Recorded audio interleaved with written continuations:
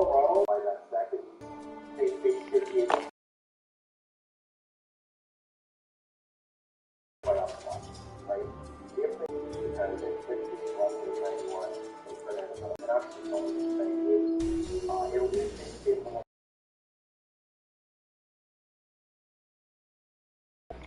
So the last 5 games, Dallas played tired and prospects started to go up. They really started to stay on scoring and way more in games for the last players having to go up because they need to get off getting tired. Not very crisp movements coming out of the zone. So the last 5 games, so that's probably one of the things for. Then they came home and won one that game against Tampa. At home against Minnesota, they lost the third of the then they won at home against San Jose. 3-0 in 4 games. And just giving the fourth offense in Vancouver. So that's probably only from a perspective that was Vancouver with 5 points most dollars. And now on Wednesday, they're going to have so they've got to get their rest. On Thursday, they're going to that's then on Saturday, they're home against San Jose. Against Seattle before we play at home against Vegas on Tuesday. Wednesday they're in Arizona, Friday they're home against Anaheim. Their path to the playoffs is a little bit easier than Nashville, but again, the Dallas will see whether or not there is optimistic about that Dallas takes back and square away. I'm not just Dallas in the playoffs, but I didn't want to wear Dallas because I still think Nashville is probably the most secure of the Final Four. Now, LA is the next 15. LA is the one that people think is most fun. They say, all right, so take it to Vancouver. Easiest way to get in was casting now with LA. Nashville and Dallas both at 91 points. LA is at 90. LA played 77 games. Dallas and Nashville played 77. So it's true that they played 1 less season in LA and LA had 1 less point. So those numbers will tell you LA is in trouble. Their problem is they lost home games. They lost 63 at Minnesota. They won 5 to Chicago. They lost 9-3 in Colorado, and then they won 2-1 against Columbus. So when they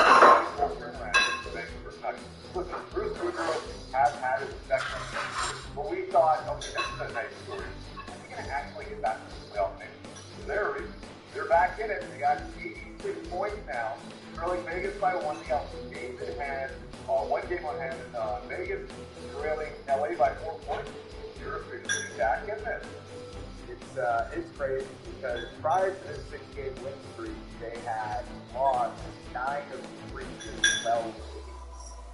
And somehow, some way, they have found their way back into this. And look, some of it is teams falling back to the pack. Obviously, the LA Kings have given lot of points for the Canucks team this stretch they've been on.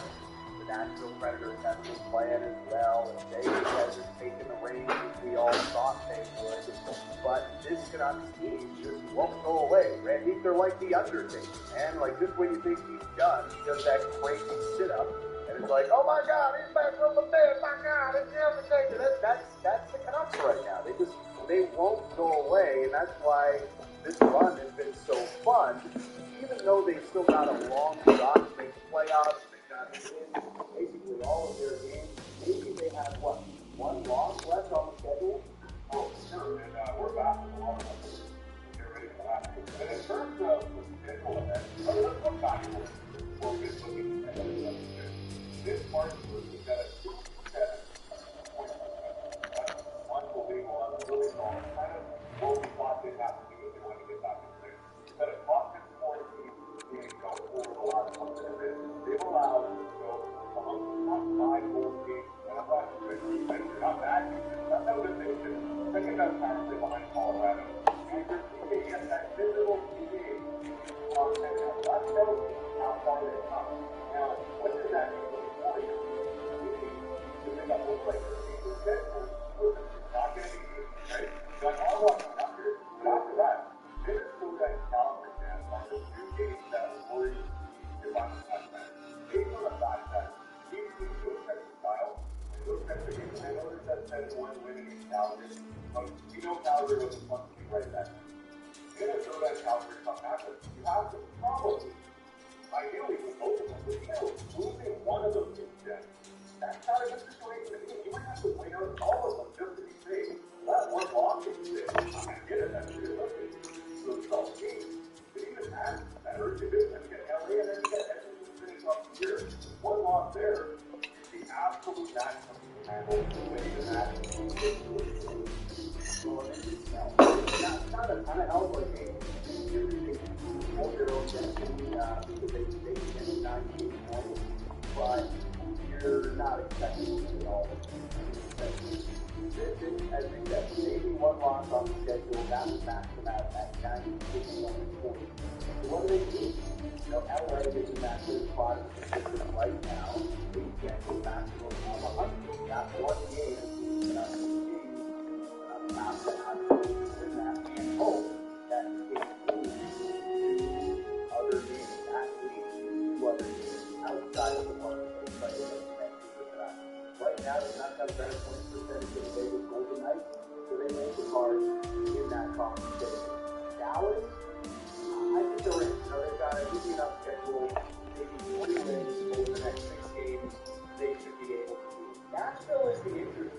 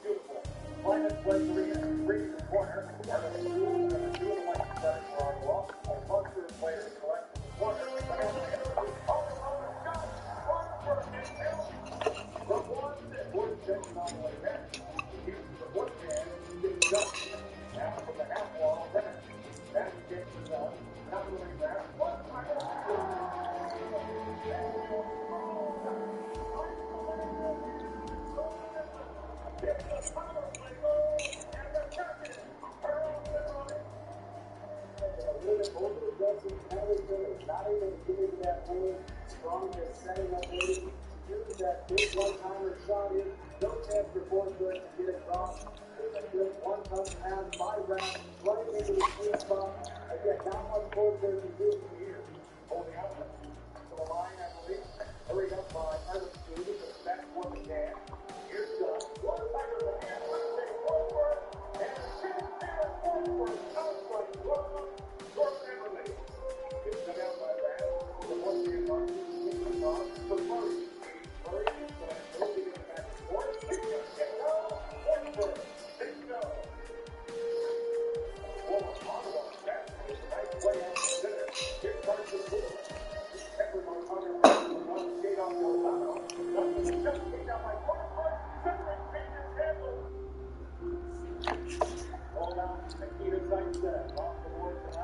stick with Brady Kachuk. Snapped along by Morgan, picked off by Brown. Here's Kachuk. It's shot by Krieger. And they score. And Krieger doesn't know where the puck is. It's behind him. And the center is tight. A little bit of a challenge on the neutral zone. Raise a little bit of a rush. The shot goes off the blocker. It doesn't quite know where it is. Puck ends up going underneath him. That's going to be successful, even though Brown into the line first. Everyone's on front of Brown. I think it's a shot. Big collision along the front boards. Those people in the zone now. Kelly sends it back for a touch set. They'll cruise the line. Play it along. Open shot. Forward. Dan Holden takes it over. Great start for Ottawa in the second period. They have a 2-1 lead. Ottawa creates all the pressure. You go from low to high. It's the whistle, do pass over here to hold it. Finds the lane. You got Foster still in front. Trying to create a little bit of spin here on Reader. Go right up over that front side shoulder. And then Watson with a good job shooting out front Reader. Is able to make that save. But that's a quick start. Go counter at that part of the Puma. On the off lane, cuts it off. Again. The outside is through with a circle of backhand. Shot now. Let's quick step by Sleepwalk. On the front. One way up the long point. Tommy Morris takes his nose in. Gets away from Norris. Moves it across the down. There it goes. Well wide. Tommy Morris is good. Here's Walter. Hit shot now. Got one for the pitch. On Travis Henry ahead of Kieran McKinney. And here's for Seattle.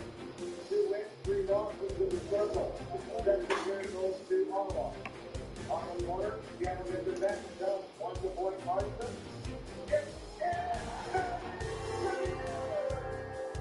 Right place, right time. Seattle has tight. A great play, low to high, stick off the ice, call for it. Incredibly difficult.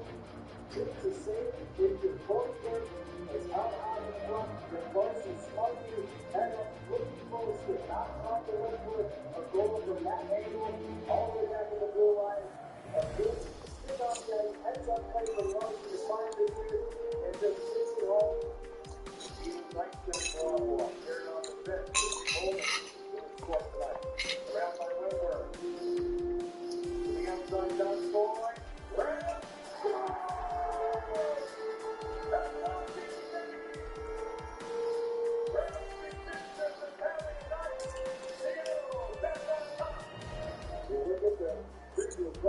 Come through. Great middle lane drive by Wendell. Last time off the stick. Beats Forsberg. Depot goes through Forsberg. It's that quick release on the stick that ends up being in. Great middle lane drive. Force that lane to open up so that last is open. Ready for a hit. Hit hard by Morrison. That's a penalty. And Ottawa comes up to Ridley. Alex Formanton. Hayden Fleury. Go. Fleury tries to get free. Seattle possibly will get out of this set with a power play. I really want to get out of that. Other than it, that's really accurate. Now, possibly look up. Penalty shot pulled down by Krieger. His best thing tonight. They didn't get their big accuracy. Pull up to that. Hook base. Down York. Tries to get to the puck down. Now, steal forward.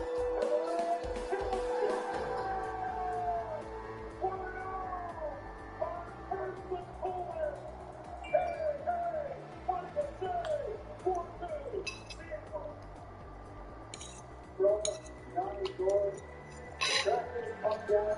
This is foot race right here. Hits the puck back, doesn't give up on it. Finds swing at a good little face. Right there, he puts it back across the brain. Off both to the blocker side. That puck right there takes his cell in. Slides a little bit too far and is able to find the back of the net. And you see our shot right. That's a fight. Okay. Let's take a look at it right here.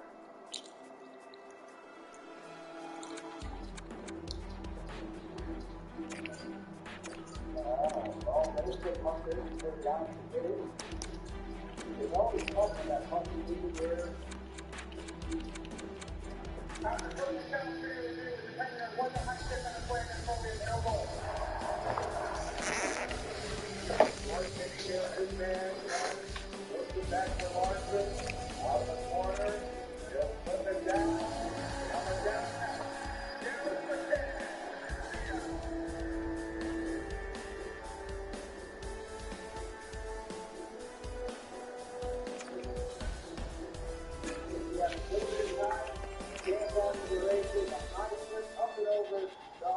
Defenders, McCann all alone. Puts it in the back of the net. 5 seconds on the clock.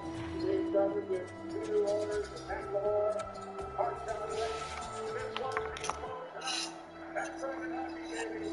4-2 win.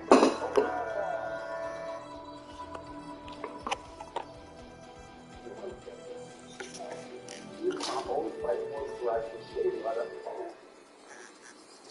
Originally, Mantle was 100 games in the NHL. He also under 73 pounds with 7+ games. And the player who grew up Iowa is youngster Minnesota with great. Against the puck,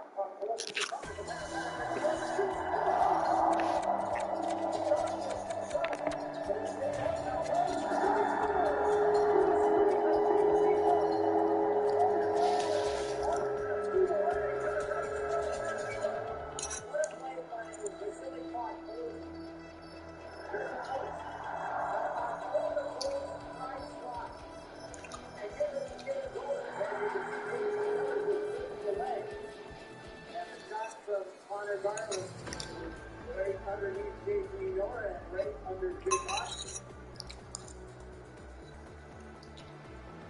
Garland has his 17th Glamour leaders. Oh, yeah, for sure. The beauty of it. The beauty. Stars in the power play. And here's a chance at the score. One day hits. The second into the power play is tied the game. And it's 1-1. Here's Tarzan, can't get it out. And now, the chase is on.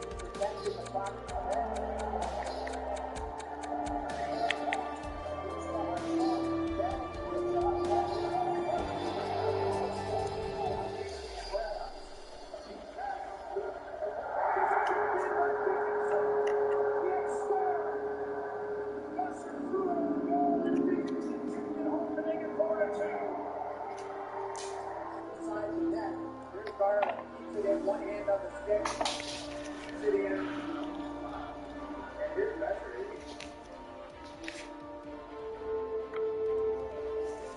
You can see that's going 5 feet wide. And Dickinson's there, ready. That's a beautiful play by Brock Besser. First game back, as people were talking about with that goal.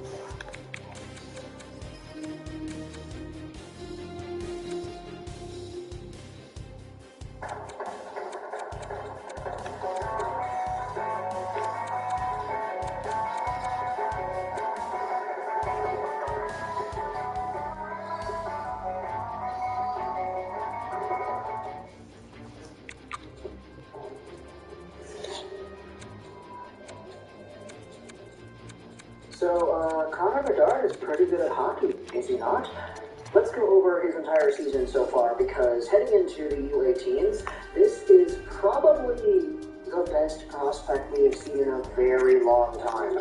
To suit up in any of the CHL leagues, do their thing, and just be on the hype train.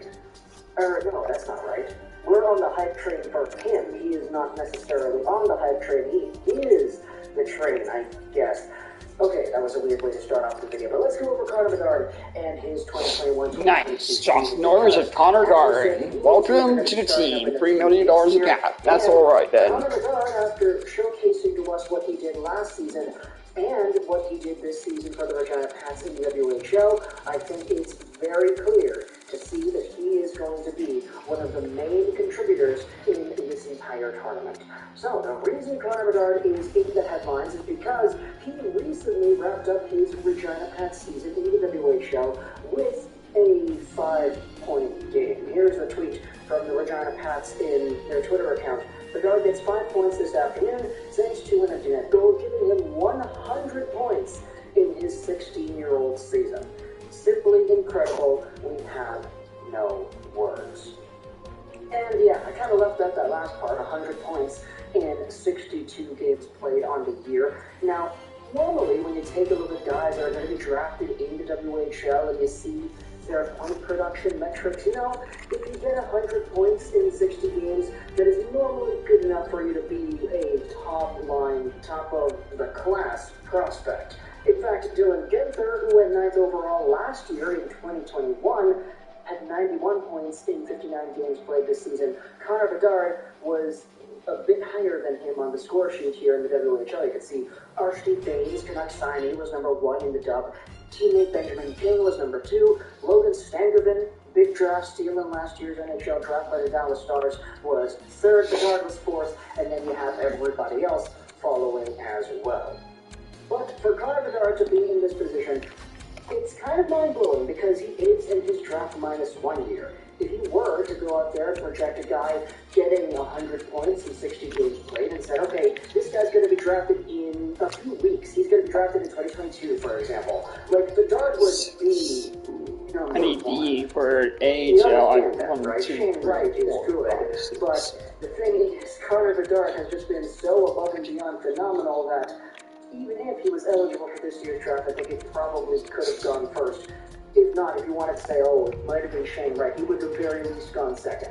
So, for Connor Bedard to be doing all this in his draft -1 year, to be in a position where he's going to be doing this again next year before getting drafted, it makes things extraordinarily interesting when you see where the 2023 draft is going to go. Also, this Connor Bedard thing got super popular because there are just a whole bunch of stats going out there talking about how good he has been. At 16 years old, TSN tweeted out, Connor Bedard becomes the youngest player in WHL history to reach 50 goals in a season. He's got 51 goals in 62 games played. Yo, the guy's still 16 years old. He turned 16 back in July, so he'll be 17 by the time July 17 rolls around this year. And he's the youngest guy to ever score 50 goals in this league. He's the 3rd 16-year-old in general and the 4th to record 100 points in the same season. If you go over to the WHL and the historical record books here, you're going to find that all the other guys that have scored at the pace that Connor Bedard has in the WHL are all, no disrespect to these players, but no-name NHL players. I mean, it's not really a contest here to see who stands out the most when you take a look at Dan Lucas, Glenn Goodall, and Ken Yaremchuk.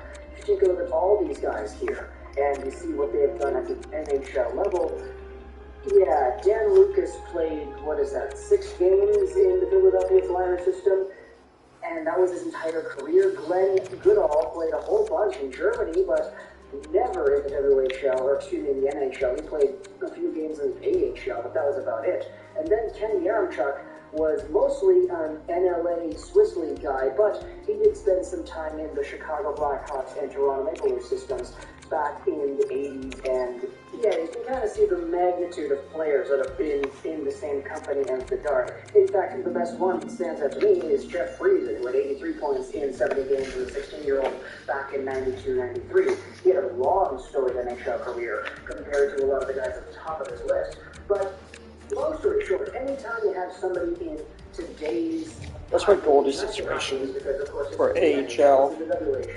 Who can go out there and produce a season that is as good as all the older seasons from, 40, 50 years ago, you're probably doing something right if you're Connor Bedard, putting your name alongside of all these other guys. I don't have a Goldie down there? Okay, I'll sign a Goldie then.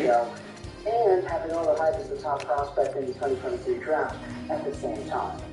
This entire Bedard thing also went a little bit more viral when we had Cam Robinson tweet this. 16-year-old seasons in the CHL, Connor McDavid had 26 goals and 99 points for the Erie Otters. Connor Bedard had 51 goals.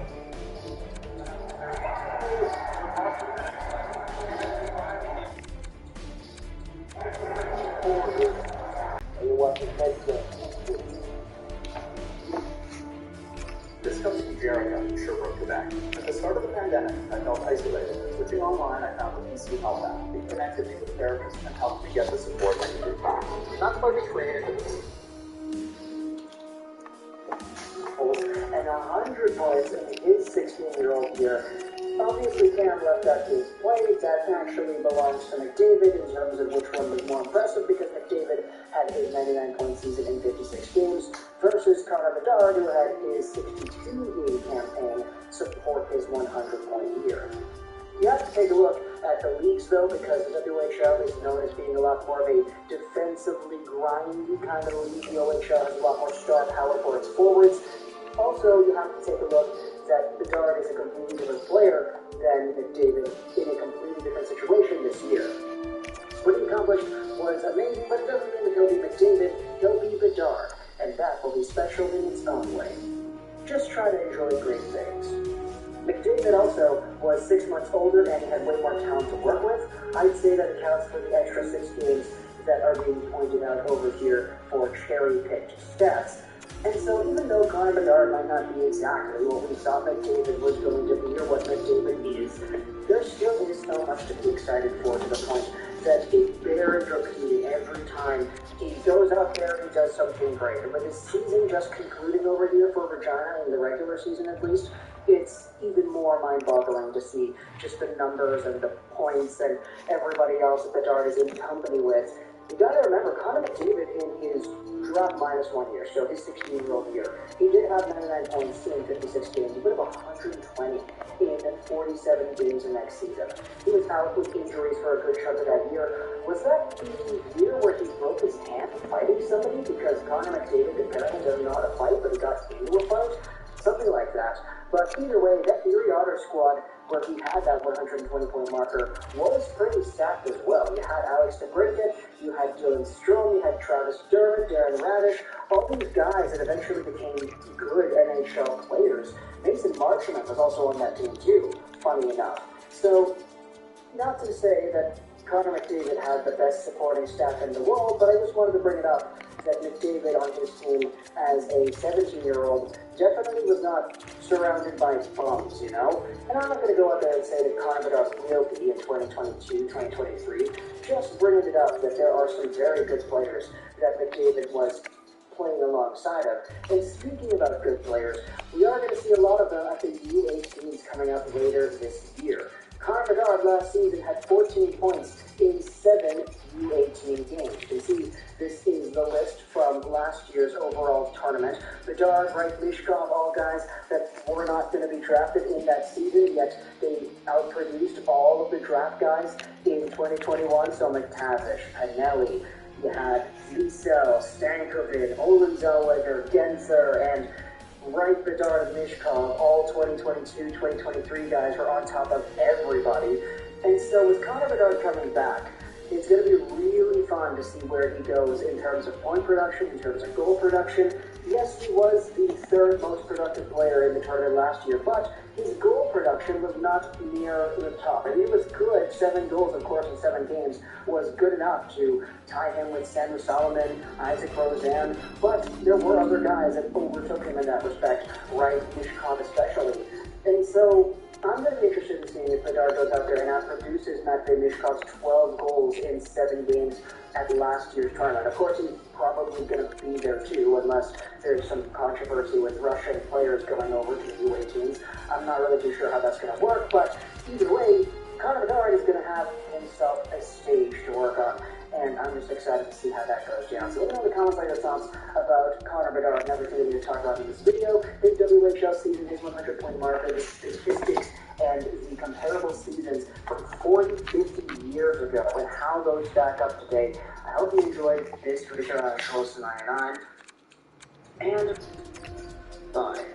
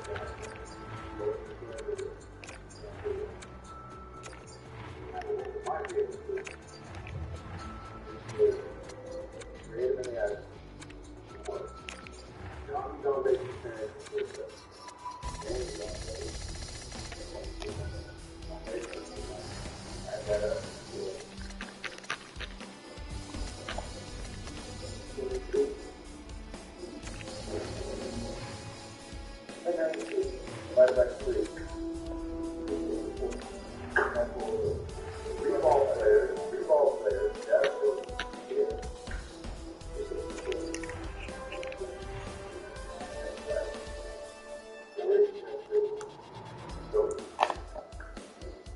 Yeah.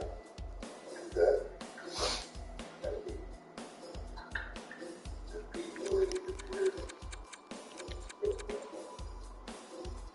Okay. Number 1. Brother Jared.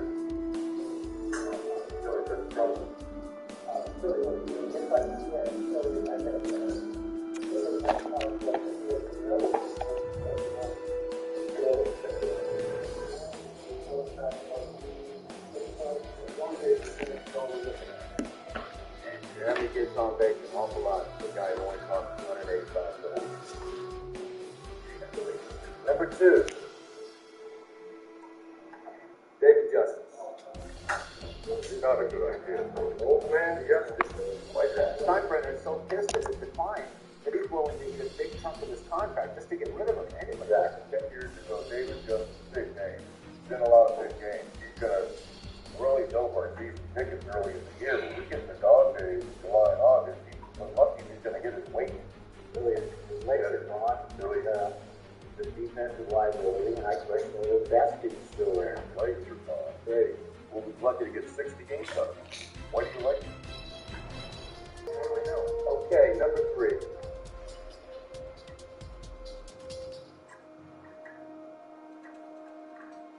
Scott Hadley. Exactly. Sounds like an Uncle A already. Yes, he's having no problem. No problem? He can't throw. He got hurt career 260 years. That's part of his career. So I say it's just getting shot. I know Boston wants to cut him, but no one wants to pick him up. That's good for us. Cheap. Look at this straight. You're going to get a guy that's been released by half the organizations of professional baseball because he's got non-curable nerve damage in the elbow. He can't throw. He can't throw it, he can't field. Can he do? Guys, check the reports. I'm going to point at you. Get on base. Tell me what. He gets on base a lot. Do I care if you walk or hit? He's, you know. So, you're not going to bring it.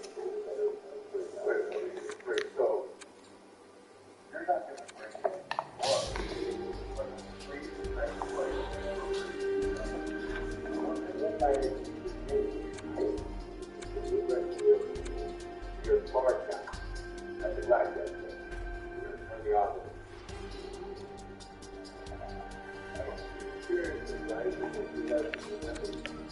Man, he is no one who's just ownership his God. And he doesn't have the answer to that.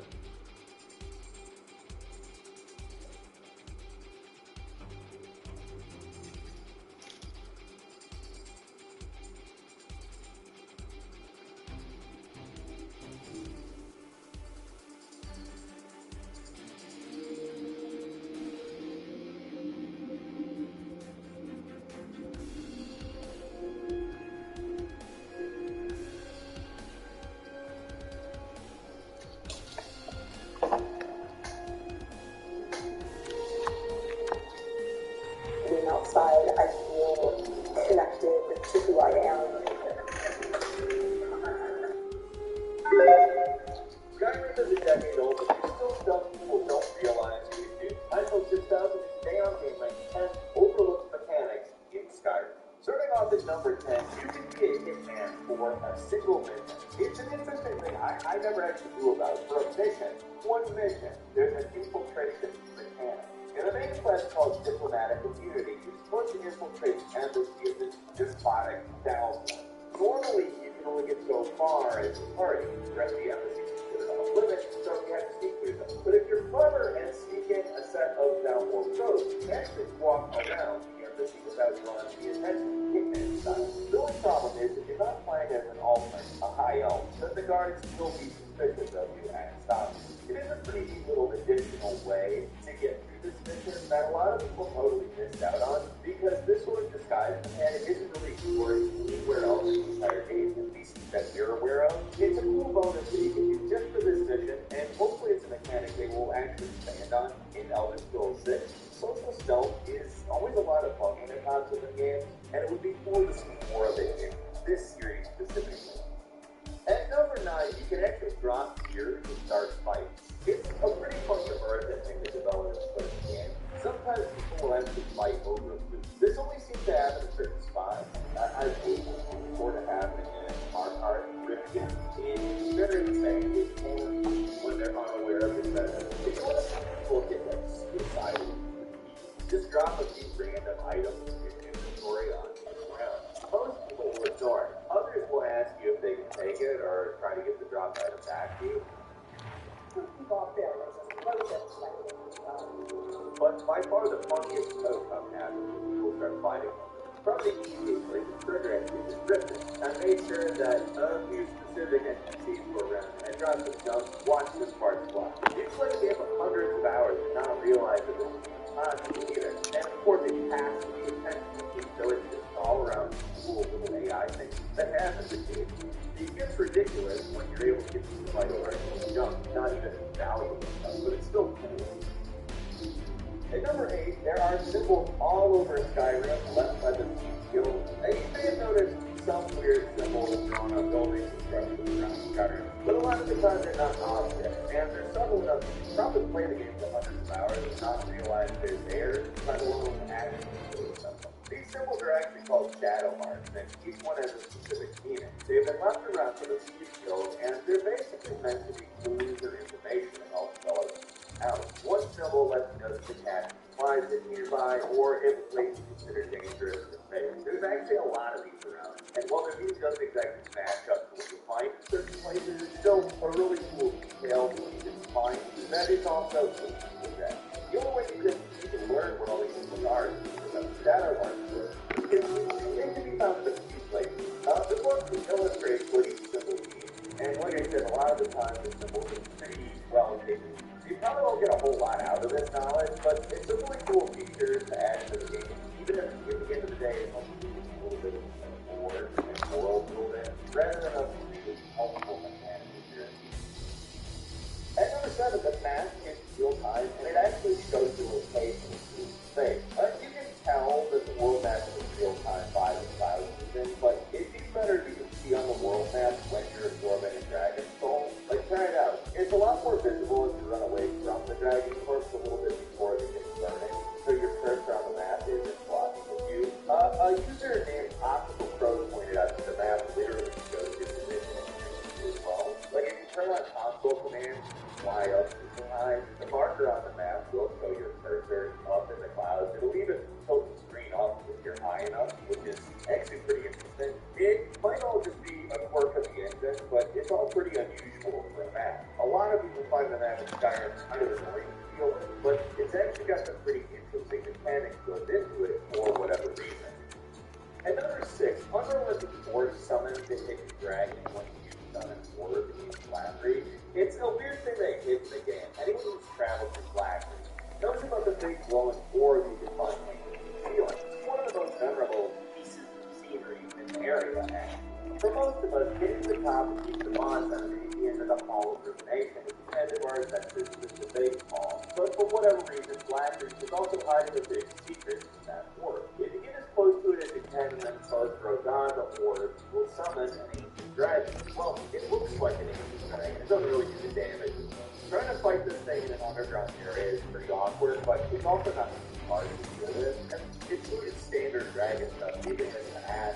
What's the point? It's a strange secret in the game. Most people who find the thing seem to wonder if it's totally by mistake. And many of you didn't even realize how they figured it here in the first place. Like, we're all for hiding secret enemies in games, so this little secret mechanic is pretty cool, even though the reward is well. And number 5, NPCs never run out of arrows. Funny little thing to keep in mind, NPCs, whether they're allies or enemies, just always have ammo. As long as they have one arrow or more in their inventory, they can keep firing forever. So an easy way to make your followers more damage is give them one of your best arrows and save the rest for yourself. Or better yet, just give them an arrow. This Reddit user uses certain quickly mentions that it's possible to get a ton of arrows using a similar method to tagging them. Instead of giving a single arrow to an ally, they find the inventory while they're doing guarding practice. As long as you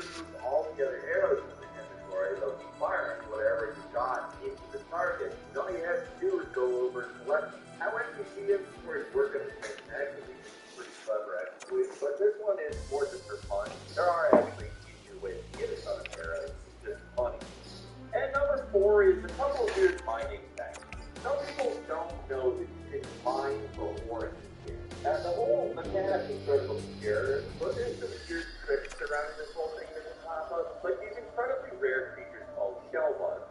At least according to the Elder Scrolls Wiki, they only pop up in 2 locations in all of Skyrim and both in the Forgotten Tale. You can't even kill these things normally. They're completely immune to standard damage, but you can mine them. 3 hits will kill them though. They're used to make this unique shell bug helmet, which I had no idea even existed. It's actually one of the better known in the game, having the 3rd highest base on the rating, depending on the reported for the Elder Scrolls Wiki. There's another weird mining thing in the game as well. This one's a little more well known, and a lot of people have mentioned this trick in the past, but if you put a pickaxe that uses a bit more, you can collect materials a lot faster. You won't wield 2 pickaxes to cast elements of fury, you can mine more even faster. The fact that even made it possible to mine more without doing the animation is kind of cool, but being able to go mine crazy, just swinging pickaxes around a double speed is both helpful and totally ridiculous looking. Get high protein and 22 vitamins and minerals with a great taste of factor. At number 3, you can instantly kill a Briarheart by pickpocketing their Briarheart from them. Some of the other Forsworn enemies you have to deal with are these creatures called Forsworn Briarheart. As part of their lore, they actually have their hearts cut out and replaced with an object called the Briarheart. So they're basically zombies. And these Briarhearts are the things that are keeping them alive. So an interesting little gameplay mechanic is that it makes it possible to kill them instantly by removing the items from their inventory. Yes, they're actually just tearing their hearts around. And if you eventually sneak up on them and take it, they'll just drop dead. How you're able to sneakily remove a fake heart from the chest, I have no idea. It's honestly kind of a cool way to think of it. Or with the mechanics, which a couple of these voices actually turned out to be. Obviously, this is not a new game, so to see that kind of thing more integrated next Elder Scrolls would be really key. At number 2, cloak spells will get really big. It's expected that full casting would make spells stronger, but sometimes they can have unique and powerful effects depending on the spell. Like with the various cloak spells, you use full casting instead of making them stronger. They can make the area they affect bigger. So, you can make it pretty big, standard, but you want to make a really big close. Then you start to certify construction closes, and that'll make the effect even bigger. You get kind of ridiculous how big these closes get actually. With enough of a boost, these closes can cover nearly an entire town, and it is chaos. The fact that it lets you go that overboard with the size of spells is awesome, and magic in general is just to leave it a little bit. There is a ton of fun stuff you can go away with. And finally, at number 1, you can move at normal speed while sneaking with an unexpected turn. It's a minor one, but incredibly useful if you move around a lot. In the blocking skill tree, there's a third called block run. It makes you move faster when you have a shield up. This is meant to make it easier to move around while shielded, and normally you move a lot slower with the shield up, but for whatever reason, it also works for sneaking. And this one has to be considered an intense feature because this thing still works. If you get this turn, it's a big deal. Hold it down, start speaking, and you start moving at a normal walking speed while still taking yourself. It makes your speed move like bus faster, while still being in stealth mode. The only downside is you have to shield up the whole time. It seems like a thing that should work, but it does, and it's fun in RPG with certain systems. You think you put a thing and work together when you wouldn't think they would, and this is one of the better combos out there. It's as if stealth archery wasn't already overpowered. This pretty much eliminates the one negative of that playstyle, the slow movement. That's all for today, though. Leave us a comment, let us know what you think. If you like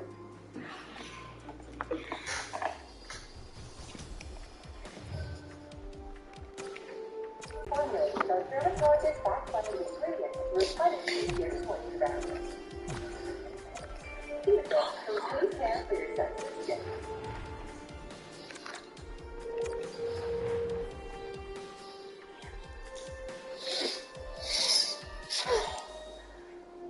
Shaw has changed the Wi-Fi game with next-generation Wi-Fi 6 technology, giving you next-gen speed and reliability no matter how many devices you have.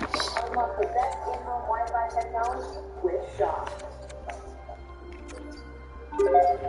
Many of us have played Skyrim since it came out back in 2011. From time to time, I even still pick it up myself. And there's tons of stuff to love, but there's tons of stuff to not love. Hi folks, it's Falcon, and today on Game Rings, 10 things long-time Skyrim players hate.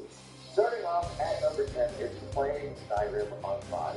Even after all these years, the OG game is still really fun to play.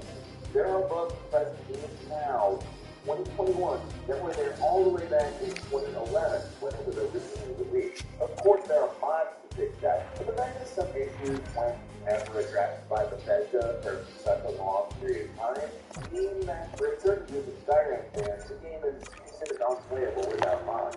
I mean, it's not really true. The game is fine to play without modding, but for a lot of fans, that is the only way to play. It's no secret that Skyrim has maybe the largest, most active, and up-to-date modding community out there. But if there's one older game that is still around today that's well known for its modding, it's Skyrim. They run the gamut from their bug fixes to total conversion, and there's so much good stuff there that it's kind of mind-boggling. It's not just like Macho Man as a dragon or Thomas the Tank as a dragon. There's a lot of really odd, interesting mods out there. But here's the thing, most people don't play Skyrim with any mods at all. The PC population is big, but it's only a small slice of Skyrim. By console players, only get a small sample of the Bethesda use mods for the console. And I have to imagine most players just ignore it. They're totally fine playing game vanilla. But for hardcore and long-term people, it's the mods that keep them coming back, and not like the stellar, untouched, it's the original gameplay. Obviously, the game's good on its own, but it's also old and both. And number 9 is Misty. There are a lot of characters to pick on in Skyrim. There's Mika, Skeleton. Probably the most hated you see of all of them, however, is this new game system. A lot of newer players may not even notice this sign. For some people, the annoyance starts almost immediately, but it's long-time players that really have a burning hatred for him. He basically has one thing that he does. He stands here to Neptunes and Whiteman on the first time he goes in the game and says, "You get the cloud just been very long." It's just a blatant display of disrespect to the dragon.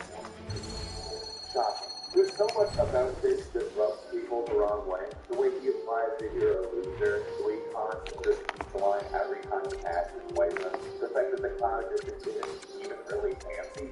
Like, there's so much about it that makes people mad. Another infuriating aspect to him is the fact that he's got a key to a place called Cinder Sand Manor, which is in this project, but he doesn't actually go anywhere. Cinder Sand Manor was a place that the developers still got in the game, but the key's still there. You can pick it up, and to add insult to injury, you cannot drop it. It's stuck in your inventory now. Forever on the use of a key to a place that does not exist. But let's be real, the main reason everybody hates this guy is because he got his own condescending line from just repeats constantly. Every single time you come to Whiterun, and for long-time sites, it's got to be like hundreds of times. He's forced to do this, and he do to make fun of me with a lame insult. I literally ended the Civil War and saved this country by myself. Just shut up. And number 8 is Strawberry Theory. Dungeon design in Skyrim can get repetitive after a while, and there's no house that is more common and more hated than the draw routine. These things are everywhere. Many quests send you to restore them, and once you finish one of them, it's pretty much all of them. In some ways, games are potentially more repetitive, but for whatever reason, the style of draw routine just starts getting really annoying to see. But then part of it's probably the drawbridge in them, which turn into annoying damage part of the entire level. It's really reductive. A lot of the questions in Skyrim boil down to those subjects. So a bunch of stronger, get an item. If you do absolutely have the quest in the game, it doesn't start to make these things. The drawbridge, spiders, the word wall, and puzzles, weight blocks. The final dungeon of the game is a basic drawbridge with a block puzzle and a quad door puzzle. It's not necessarily that it is bad, it's just a case of familiarity creating resentment. There are many drawbridges in Skyrim, and if you play the game enough, you will start getting tired of them. And number 7 is home decorating. The fact that you can customize the interior of your house is actually an awesome thing in Skyrim. The problem, it comes from when you're trying to put stuff on shelves or move things around while the in-game physics go crazy. There's so many little annoyances when dealing with decorating, and it's something only the really hardcore players who love building up their house and displaying stuff will even start to notice. Well, okay, basically anyone can notice how weird the physics in this game can be at times. Usually it's not that big of an issue though. But if you want to create a space that actually looks really nice, the whole grad system the game employs goes from being an amusing and janky thing to screw around with to the bane of your existence. You will always be knocking things around, moving stuff you don't want to move, or colliding with things that don't look close at all. Most annoying of all is when the physics go crazy and all the loose objects and how to go nuts fly everywhere, completely ruining whatever it is that you're going for. Like, it's hilarious to watch, but if you're actually trying and not just goofing off, this is beyond annoying. It's another case of Bethesda physics in motion. They can be your funny friend, but also your worst enemy when you actually care. And number 6 is the creepy children. This is something you're probably going to only notice if you go deep into maybe a family or adopting kids, but the children in Skyrim are super creepy, like really creepy. They all have these little tones of one another. They always have that weird blank expression on their face that makes them look like they're child. The creepiest and most bizarre thing about them is when they do animations that aren't built for children, like sitting down in a chair or using an alchemy station, they suddenly transform to having or use an adult. I am not sure what's weirder, when they shrink back to normal when the animation is over, or when they sometimes stay adult size, so now they're on hand size, and either way, not good. And number 5 is Blasphemy. Remember this place? It's the most of my games before the first time you get there. There's real mystery and everything, but you're the first person to have ever entered undisturbed place. When we enter the second time, or third, or fourth, or more, and this goes to the massive pool open area, just another place you have to get through. It doesn't help with a few ways to get there and all happen. So your story will already be told by the time you actually get there. So, like, what are you gonna pick up there that matters? It's not like a universal opinion or anything. A lot of people still really like that. But there's a long time that you find it really bothersome and annoying to go through after a while. Worst of all is that for a lot of people, the feeling of wonder disappeared after actually exploring the place. That was a lot of the English. There's actually very little to do with Blasphemy. Combine that with the size, and it becomes a place kind of more of an annoying thing, you know? Which sucks, because at least to me, it's a really cool looking area, and it's one of the most visually interesting in the entire series. New Botanical Origin. The plant-based laundry detergent that also tap on stains. Like grease, chocolate ice cream, and coffee. Keep it in cold water. Switch your laundry routine to the Botanical Way. Okay, so for the hike, there's a bunny trail or devil's. And number 4 is annoying companions. And you know exactly what we're talking about here. Video, blocking the door, standing by your arrows, moving yourself, setting up friends. But companion AI is not the best. And there are many examples of these NPCs, but one problem, as they call it. Worst of all is when they just kind of get lost on their own, where you're set to stay in one place and around. But then you notice a few of the companions, those aggro and set off the entire area. And don't get us started on the horses. Why exactly is it you, a horse, are trying to help in combat? You are going to kill a horse, again, not for the first time. Like, we're only scratching the surface of the years. But able to play Skyrim long enough to know exactly what we're talking about. It's fun to roll around with the game sometimes, but they can be more trouble than they are worth. And number 3 is the dragon battle. The first time you actually see a dragon in Skyrim, it's epic moment. It's awesome. But you're eventually going to have to go up against this thing. And when you do manage to take one down, you feel like this legendary hero. But then you fight another, and eventually these fights start to become a more roguelike rather than this awesome, memorable moment. Some of these guys, while they're flying around, is annoying.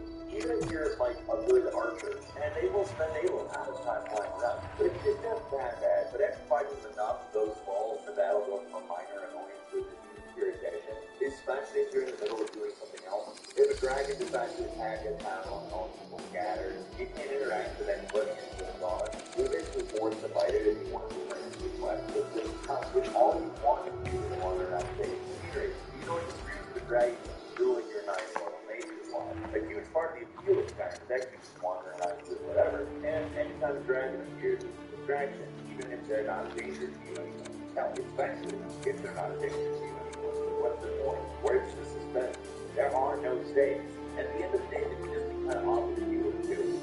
far enough in, get the value of the ground aren't worth the effort, and their volume is so heavy they're not worth following them. Play the game long enough, and drag and go with these legendary encounters become more distracting. Just not dangerous anymore, and these things can waste your time.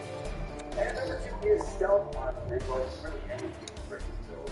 Here's the thing, players don't hate stealth art completely bad. Far from it, they actually think it's damn good. The second someone discovered just how overpowered these stealth cards with build was in Skyrim, it practically ruined any other build in the game. Of course, there are plenty of other ways to be great in this game. It's just the stealth art build is so powerful, so easy to think that it's hard to resist. You start to begin like on the intimidation or whatever it's on. And it takes forever to get a single enemy to get frustrated and switch back to stealth art. What makes this quote-unquote class so powerful is that stealth in general is very effective in Skyrim. And the point is basically nothing will notice you if you think tragedy right in front of it. On having critical bonuses is attacking stealth and decent bow if you'll be one-shotting enemies left and right. Funny enough, the stealth art skill shows up in Fallout 4 as well. It's basically just as good there. Like I said, it's not the only good build in the game. It's all the game enhances well, along with certain class and race combos, but stealth art is so hard to resist. But 1 or 2 builds are so much better than that. You have to wonder what's the point of ever doing it. Skyrim can get unimaginable how to build characters like 6 players like 80% of the time. It goes much worse than sometimes you kind of hate that. And finally, and number 1 is trying to get all your mods to just work. Yeah, everyone loves modding Skyrim. Everyone's crazy for it, but here's the thing. Once people love modding the game, there are times they absolutely hate it too. There's a certain point where every modder goes overboard with mods and starts running problems. Certain mods are compatible, certain mods make it load more, or something just gets installed wrong. Maybe you download an outdated version mod.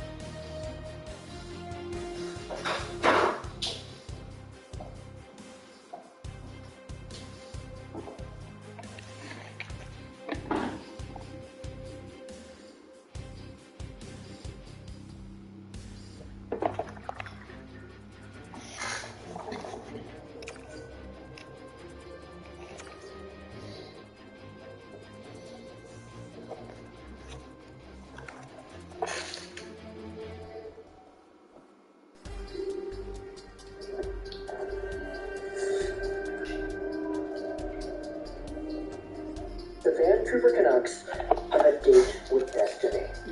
They can control their fate right here. And all it takes is 6 more regulation wins in a row. Now, I'm kidding. That part is kind of an exaggeration. I'm not going to make it seem like that is the easiest thing to do, but that is indeed the case. Should the Vancouver Canucks just decide to themselves, hey, we want to make the playoffs? All they've got to do, and guarantee that, is win 6 in a row in regulation. Now, the reason why I say it like that is because even though the Vancouver Canucks are currently not in the playoffs, right now, to go over to the NHL standings and be sorted by the wild card, let's take a look at how everything goes down. Vancouver is currently not in any of the spots, third in the Pacific, second or first, or in the 2 wild cards. They are Dallas and Nashville, who are in the wild cards. Vancouver has the same games played as Dallas and Nashville. They have 1 fewer game played than LA. Vegas is the team that is kind of in the middle of things. That makes it a little bit more difficult to project where you go, as they have 1 more point than Vancouver at 87, and they have 1 more game played than Vancouver at 77. This means that in order for the Vancouver Canucks to guarantee themselves a spot, they have to win, and they have to keep on winning. They've already won 6 in a row. Can they win 6 more in a row to guarantee a spot? Now, the other way for them to go out there and make the playoffs is for them to just keep on winning a little bit, but to also have the other teams, LA and Vegas, crap the bed as well. Now, the likelihood of those 2 teams both crapping the bed in the same way at the same time is not the most likely thing in the world, and the odds of the Vancouver Canucks winning 6 in a row are not the most likely thing in the world either. But there still is a conversation you can go out there and have. Why does this work? Well, if you assume the Vancouver Canucks go out there and they win the remaining 12 points that they have up for sale right here in regulation, they can max out with an 82 game played schedule of 98 points. Now, the Vegas Golden Knights, if they were to win the remainder of their games, they've got 5 left. That's 97 points they have the potential to get. Vancouver has the potential to outscore Vegas in terms of the overall points if both teams win all of their remaining games. Now, for LA, this is the interesting one, because they have 5 games remaining. If they win all of them, that's 100 points on the year. But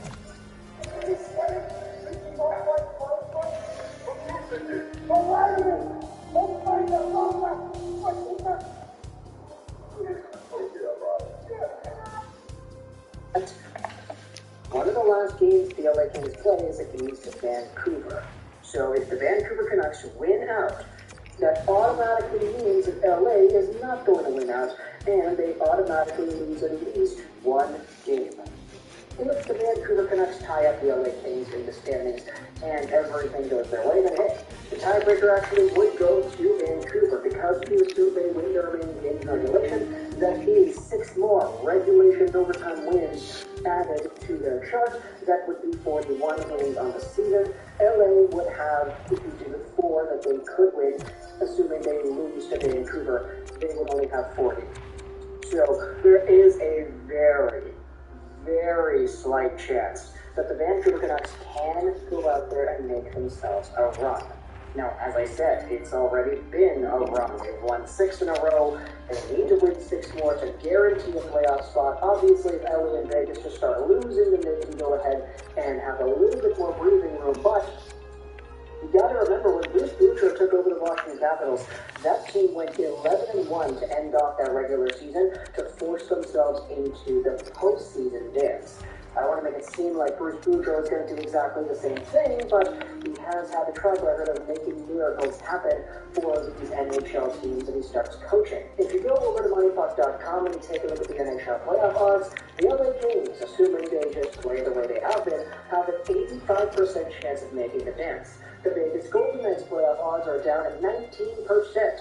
And if they continue trending in the way they have, which is losing games, we're going to be talking about the Golden Knights later in the show, by the way, things can get even worse for them. For Vancouver, though, What was a sub 10% playoff odds for the entire past few weeks has now grown to an 11.6% chance. If they win the next game in regulation, those odds go up to 15.75%. If they win it in overtime, those odds go up to 15.92%. The reason why I think money bets happy like this is because I think in their algorithm it's a lot easier for a team to make the playoffs in the way the Vancouver Canucks can make the playoffs if they have an overtime win or two sprinkled here and there, rather than just going out there and saying, okay, 6 in regulation. As long as Vancouver wins in regulation or overtime pretty much, it's fine, because you don't really care about giving all these other teams points. You don't care about LA getting points, to be fair. But Vancouver needs to get those regulation and overtime wins, no shootouts over here. So either way, it is kind of in their own hands right now. This team has the potential to win out and make the postseason dance. It's just, you've got to turn a 6-game winning streak into a 12-game winning streak, and that is tough. Now, the team has been hot, for sure. I don't want to make it seem like I'm against the team doing well. I think I already said in a previous video, but like, people are talking about, oh, the draft, you know? If you go out there and you see the Vancouver Canucks not make the playoffs, you go from, what was it, like 14th or 13th or 12th overall in the draft to 16th overall in the draft because you become the best team to not make the playoffs. Well, screw that. This year's not the year to go out there and worry about that sort of thing. This year has a lot of good players from the 10 to 15, 10 to 20, 10 to 30 range pretty much, that the drop-off from 14th, 12th, 11th, 10th overall to 15th overall is not really worth it, in my opinion, to fuss about. Sure, in previous years, the difference between a Trevor Zegras and a Yuri Inola or a Cam York probably wouldn't be significant to warrant that kind of a motivation for fans of the hockey teams that are going in there and losing games. But this year is not that season, so anybody going out there looking for the playoff odds, I kind of feel like this is not the year to fuss about the draft lottery and that order. So just kind of go out there and enjoy what good things there are when you're presented with them, right? The Canucks are so hot right now, and they're doing this without getting the injury support that they could be getting. Bo is out, and you have Chason who is out, and you have these other guys stepping in to fill in those roles. Brock Besser is back, but we didn't know how well he would perform in his return to the lineup, and he got a goal and an assist, or a goal and 2 assists, something like that. It's been a while since it's been this fun to be a Canucks fan, and it's wild considering just where the team was at the beginning of the year, in the first few weeks of the season. You gotta think to yourself, if Bruce Boudreau just came in like a week and a half earlier, if Aquaman just fired all those guys a week and a half earlier, this team would be in the playoffs. They would be if you assume they kept the same record. Sure, Bruce Boudreau has had a few winning streaks to work off on 7 games at the beginning, or 6 games at the start of his tenure in Vancouver, plus the 6-game streak today. It could go to 7 if they beat Ottawa today. So, yeah, I'm going to say there's a lot of luck involved here, but you gotta be good to be lucky. And sure, the Vancouver Canucks have sucked in a lot of the games they have played under Bruce Boudreau. We have seen so many inconsistency issues that it does not appear like this team could be a playoff team if you watch certain segmented parts of the year. But the entire season, I've said it the same. When the Vancouver Canucks play well and they actually win, they look really good when they do so. So it's going to be interesting to see where things go tonight.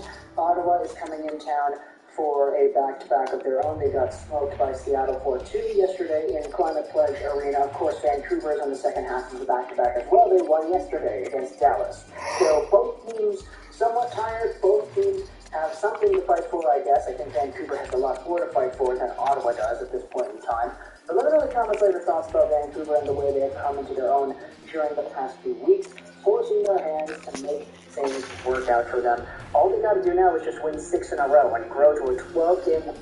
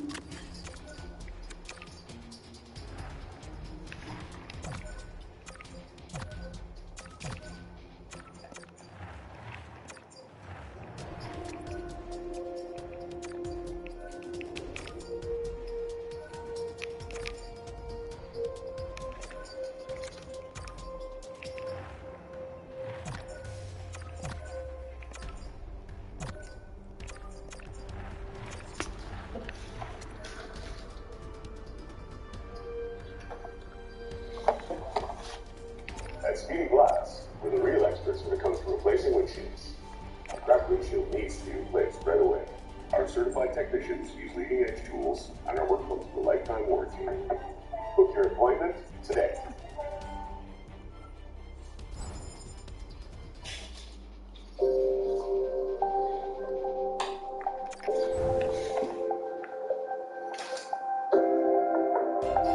Hello guys, welcome back. My name is Nathan, and today we need to answer maybe the biggest question in the entire NHL right now. Will the Vancouver Canucks make the 2022 NHL playoffs?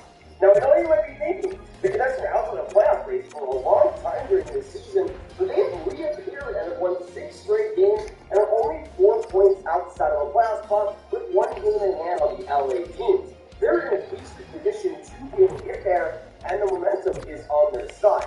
But will the Canucks actually be able to reach a playoff spot? What has changed for this roster, and what could happen if they make the playoffs this year? Watch till the end for all the announcements, all the breakthroughs, and all the Canucks talk, and make sure you hit that subscribe button if you are new. 50% of the people that are watching are not subscribed, so if you like hockey, this channel is the place to be. Now, I'm going to be completely honest with you guys, I probably would not be making this video today if it weren't for the Canucks win last time around against the Stars. I think they won 5-2, but obviously since I watched the Stars game, I was able to watch that game and tune in, and it was a pretty great performance for the Canucks winning in that one. And that was pretty much the biggest game of the season up to that point for Vancouver. They were still trying to scrape and claw their way into the playoff picture, but against a team that they're trying to win against and trying to over in the standings, that's a humongous win for them, and it puts them in a much better position. Again, the Canucks have won 6 straight games, and in terms of actual playoff position, it's an interesting one, but they're actually more likely to get the 3rd spot in the Pacific than they are to get a 2nd wildcard spot. When it comes to the playoffs in the LA team, they have 90 points in 77 games this year. Right now they have the 3rd spot in the Pacific. That spot is where Vegas was hopefully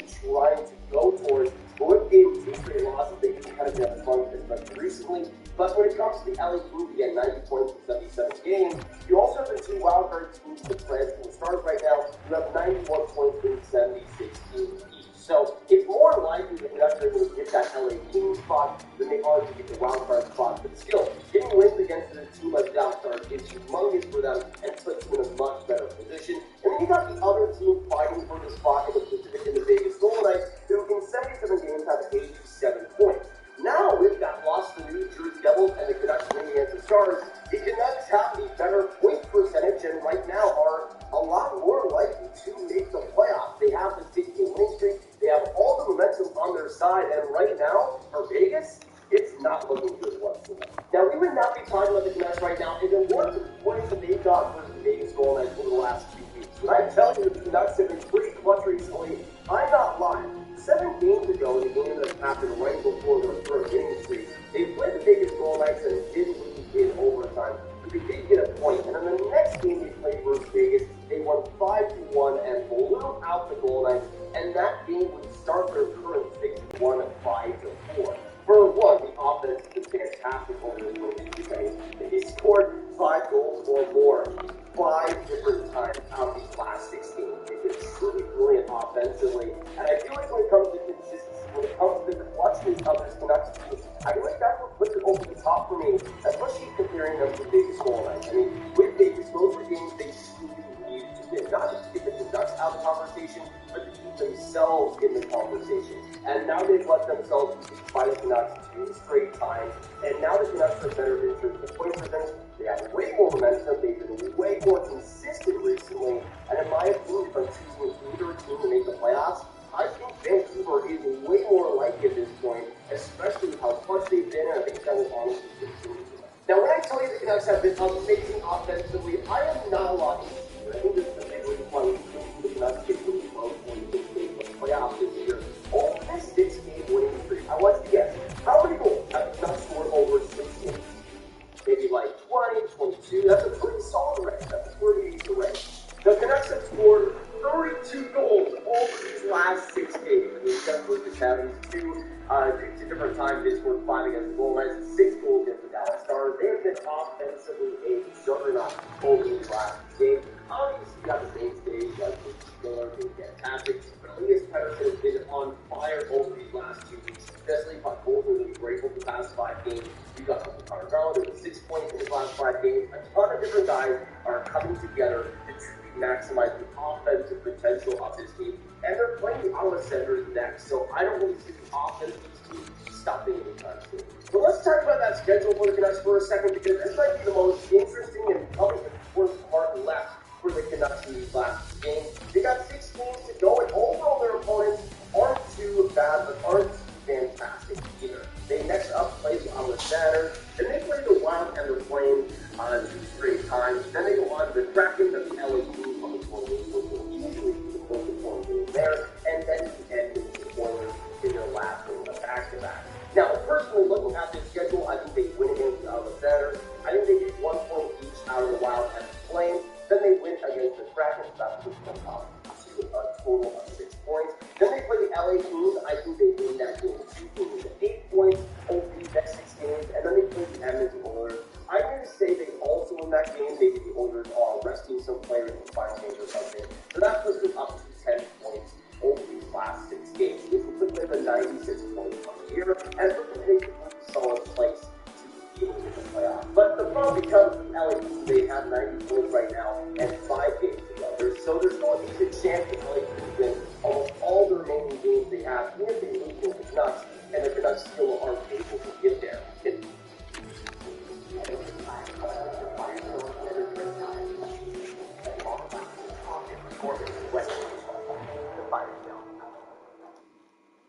In terms of actual strength of schedule, Tinkerpon puts the Canucks at 17th best, which means that they're on the lower side or the lower tier of teams that have a harder opposition. The first is the hardest, and the last is the easiest. The problem becomes for the Vancouver Canucks, the team they're trying to compete really now against the most is the LA Kings.